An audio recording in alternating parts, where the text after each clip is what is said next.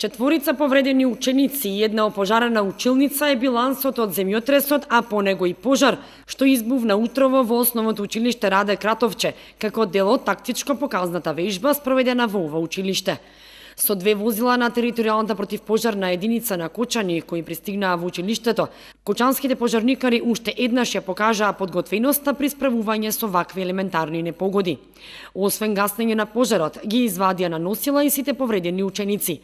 Прва помош укажаа и екипи од Општинската организација на Црвениот крст Кочани, а од раководството на училиштето изразија голема благодарност до сите учесници во вежбата. Заклучокот е дека основното училиште Раде Кратовче е подготвено да ги евакуира сите ученици вработени при вакви непогоди.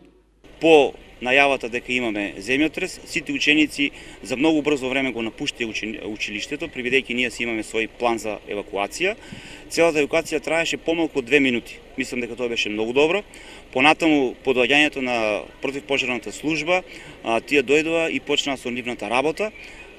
Имаше 4 ученици кои беа повредени, еден од учениците имаше повреда на бутната коска, потоа имаше една повреда од струен удар, имаше повреда од изгореници и повреда на подлактица, скршена подлактица. Значи сите тие ученици беа од страна на противпожарната единица изнесени на носила и беше укажана таа потребна помош.